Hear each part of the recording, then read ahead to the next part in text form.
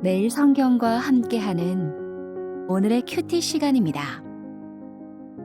11월 7일 오늘의 말씀은 에스라 6장 1절에서 12절입니다.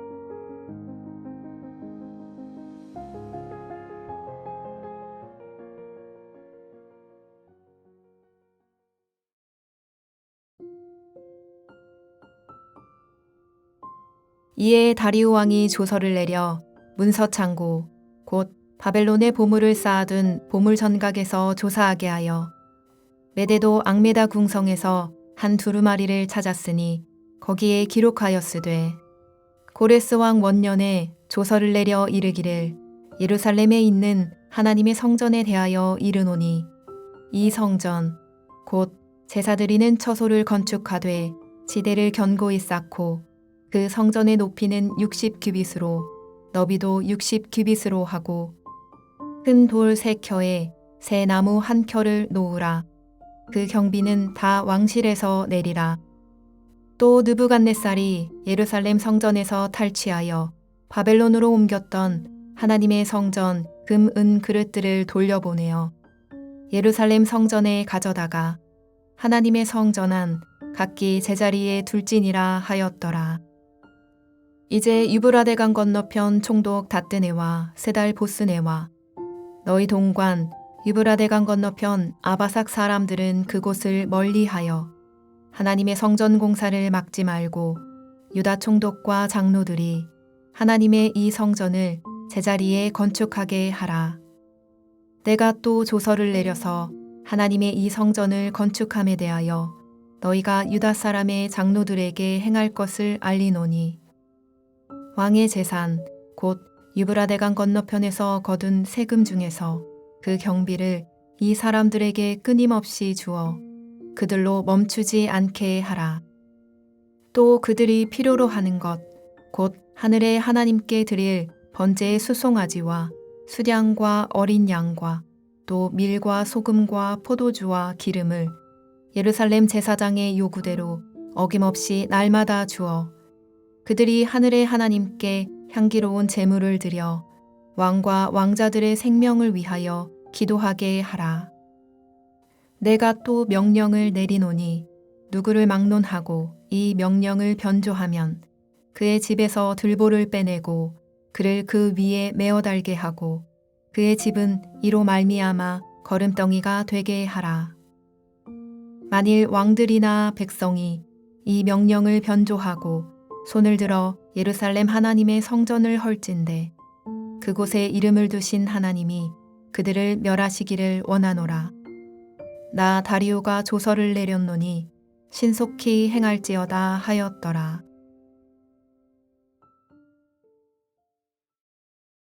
(11월 7일) 금요일 오늘 우리에게 주시는 하나님의 말씀은 에스라 6장 1절에서 12절 말씀입니다.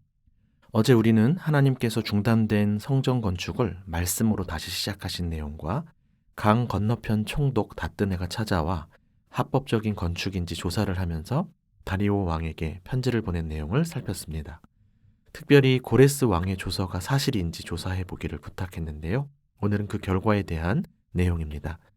간략하게 1절에서 5절은 고레스 왕의 조서, 그리고 6절에서 12절은 다리오 왕의 조서, 이렇게 두 조서에 대한 내용이라 볼 수 있습니다. 먼저 고레스 왕의 조서 내용을 살펴보겠습니다.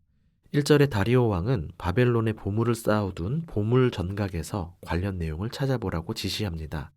당시 페르시아 제국에는 보물이나 문서를 보관하는 보물 전각이 주요 도시마다 있었습니다. 그런데 분명히 행정의 중심지였던 바벨론에서 찾아보라고 했는데요.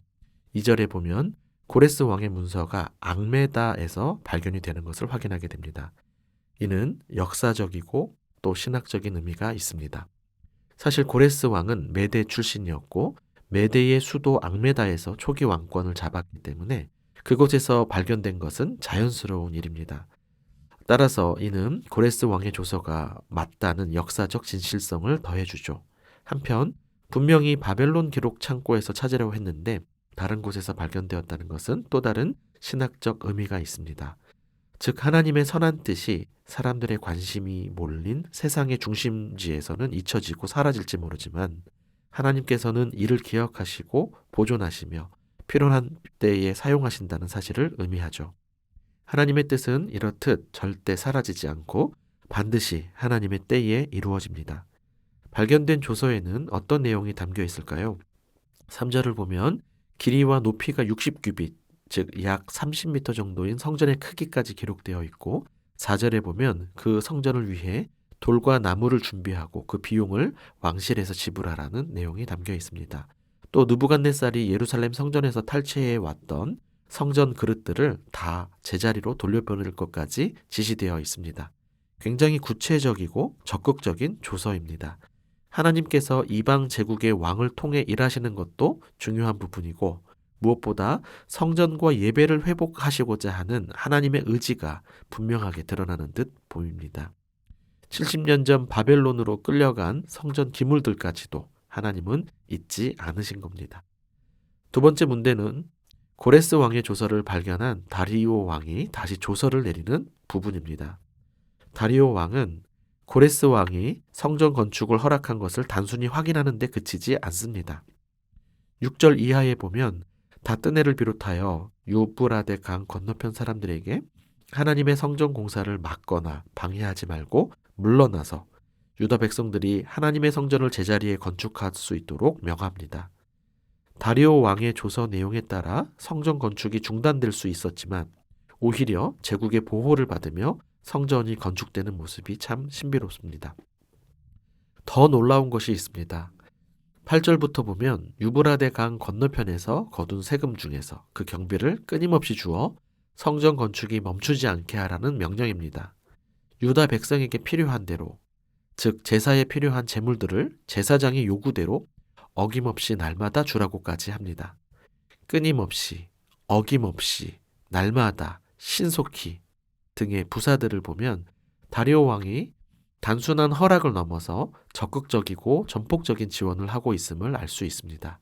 더 나아가 11절부터 보시면 조서를 변경하거나 어기는 경우 그의 집을 무너뜨리고 들보를 빼내어 그 위에 메어 달게 하라는 엄중한 명령을 더합니다.